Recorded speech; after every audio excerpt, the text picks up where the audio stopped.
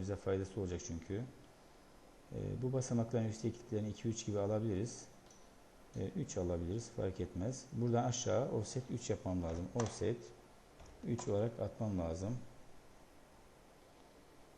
İlk önce nereden başladık? Şuradan başladık arkadaşlar. Çünkü şunu aşağıya atalım. Şunu aşağı atalım. Şunları 3 olarak atabiliriz. Şurada da az bir küçücük gözükecek şey var. Hemen Enter'e bastıktan sonra trim ile Enter deyip şunları, yaptıklarım yerleri bir temizlemek istiyorum. Şunların içlerini de ve şunların şuradaki görüntülerini de silelim. Gördüğünüz gibi aynı şöyle olması lazım. Bir de şurada yükselen fakat görülmeyen basamaklar var. Döner merdivenle dönerken alt kısımları gözüküyor fakat kapalı olduğu için şu iç kısımlarındaki basamaklar gözükmüyor. Onun için kesik halde yapıyoruz arkadaşlar şöyle.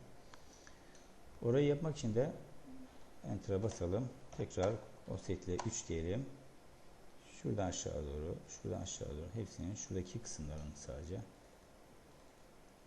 Şuradan aşağı doğru yapalım. Başka var mı bakalım. Şöyle yükseliyor. Şu yukarıya kadar. Şurada yapılacak. Şurada da küçük gözüken bir yer var. Evet. Enter'a basıyorum.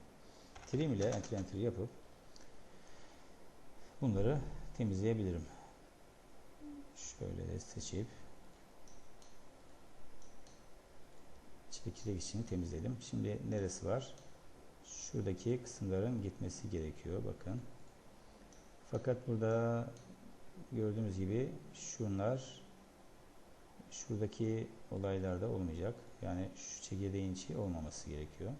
Dolayısıyla bunlar da zaten olmayacak. Yanlış tarafta. Bir bakıyorum bir daha.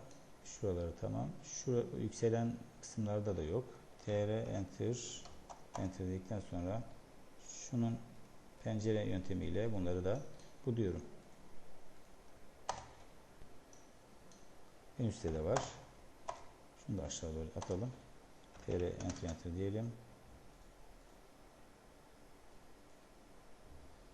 Ve undo yapalım bir daha undo. Şuradakini attıktan sonra evet.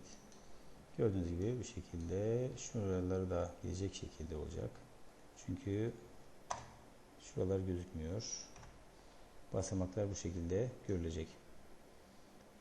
Ve şimdi biz bunu evet layer'larını ayarlayacağız.